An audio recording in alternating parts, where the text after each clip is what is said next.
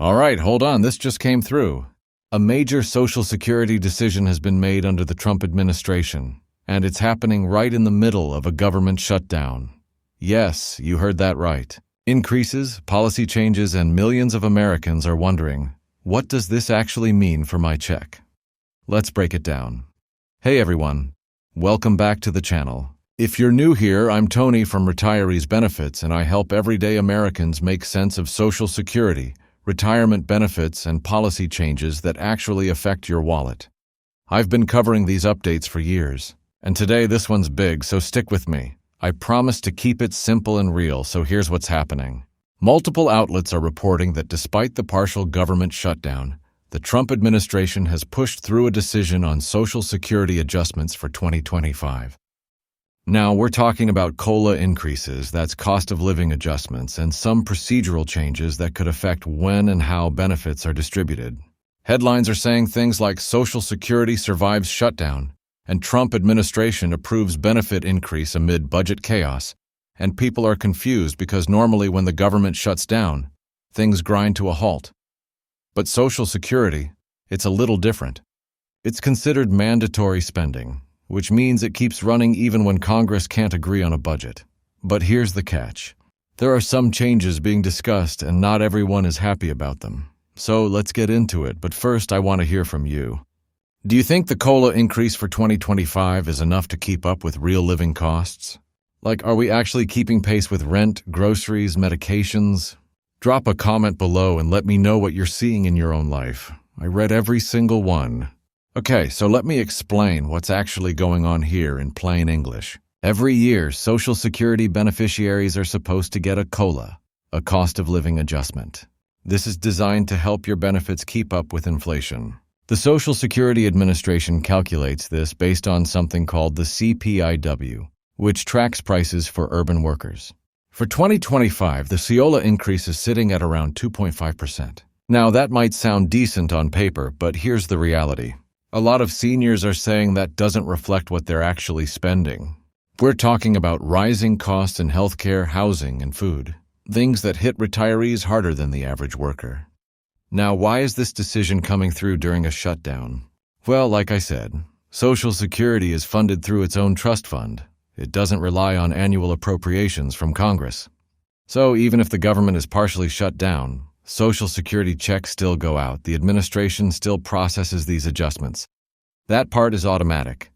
But, and this is where it gets interesting, there's been talk about changes to how benefits are calculated in the future. Some proposals floating around include adjusting the formula, changing eligibility ages, or even means testing benefits, meaning if you have other income, you might get less Social Security. That's not happening right now, but it's on the table. And that's what's got people nervous. What does a 2.5% increase actually look like in dollars? Well, if you're getting the average Social Security benefit, which is about $1,800 per month, you're looking at an extra $45 a month. That's $540 a year. Now, for some people, that's meaningful.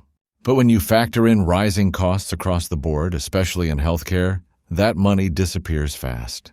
And that's the frustration we're hearing from millions of beneficiaries right now. Here's another thing to consider. The timing of all this. We're in the middle of a shutdown. Tensions are high in Washington.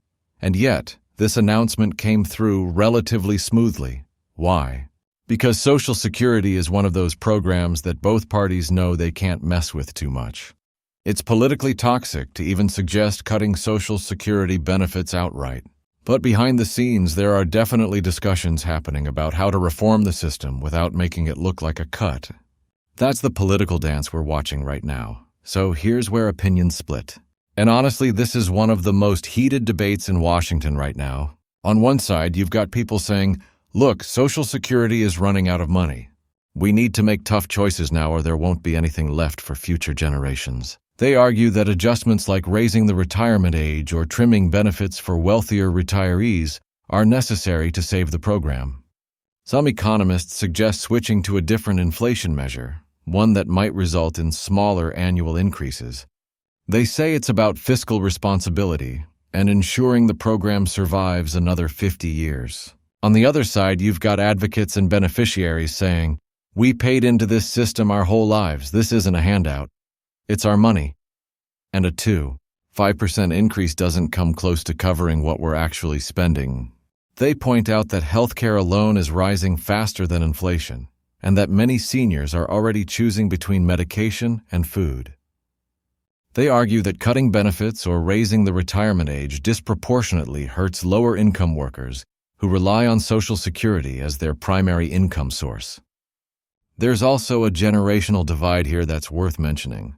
Younger workers are looking at Social Security and thinking, will there be anything left for me when I retire? They're paying into the system right now, but they're skeptical about whether they'll see those benefits in 30 or 40 years. Meanwhile, current retirees are saying, I paid in for 40 years, I earned this. Both perspectives are understandable, and that's what makes this such a difficult issue to solve. Both sides have valid points. But the reality is, if nothing changes, the Social Security Trust Fund is projected to run out by 2034. That doesn't mean benefits disappear completely, but it does mean they'd be cut by about 20% unless Congress steps in. So, yeah, the pressure is real. And every administration, Trump's included, is going to face this question. How do we fix Social Security without making it worse for the people who need it most? All right, if you're finding this helpful, do me a favor. Hit that subscribe button and turn on notifications. I break down these updates every single week so you don't have to dig through 100 confusing articles. And if you want updates sent straight to your inbox, I've got a free email list. Link is in the description. No spam, just the facts. I send out breakdowns like this, plus exclusive tips on maximizing your benefits and staying ahead of policy changes. So, go ahead and sign up. It takes like 10 seconds. 5% bump might only feel like 1% after those deductions. That's something people need to understand. In fact, for 2025, Medicare Part B premiums are expected to rise slightly. Not a huge jump, but enough to take a bite out of your cola. And if you're on Medicare Advantage or have supplemental coverage, those costs could be going up too. So when people see that 2% increase announced, they think, great, more money. But then reality hits and they realize they're barely breaking even. That's the disconnect that frustrates so many retirees. And let's be real for a second. Grocery prices, utility bills, property taxes, they're not going down. In many parts of the country, housing costs are still climbing. So even if your Social Security check goes up by 2.5%, if your rent or mortgage payment, your energy bill, and your food costs are all rising faster than that, you're actually losing ground. That's the lived experience for millions of people. And that's why these COLA announcements, while important, often feel like they're not enough. All right, let's recap everything we've covered today. The Trump administration has confirmed a 5% COLA increase for Social Security in 2025. And yes, it's moving forward even during the shutdown. That's the good news. The not-so-good news, that increase might not stretch as far as you'd hope, especially with rising healthcare and living costs. And there are bigger conversations happening about eligibility, benefit formulas, and the long-term future of the program. We also talked about how shutdowns affect Social Security services even if the checks keep coming. And we discussed Medicare premium increases that can reduce your actual take-home increase. All of this matters because it affects your day-to-day life and your financial security. So here's my second question for you. What do you think the government should do to fix Social Security long-term? Should they raise taxes, cut benefits for higher earners, raise the retirement age, or is there another solution I'm missing? Let me know in the comments. I'm genuinely curious what you all think, and be respectful. I know this topic gets people fired up, but let's keep it constructive. All right, that's it for today. If you found this helpful, smash that like button, share it with someone who needs to know, and subscribe if you haven't already. I've got more Social Security updates, retirement tips, and policy breakdowns coming your way all week long. Seriously, we're going to dive into Medicare changes, SSI updates, and what's happening with disability benefits. You don't want to miss it. Thanks for watching, and I'll see you in the next one. Take care of yourselves, and remember, stay informed, stay prepared, and don't let these policy changes catch you off guard.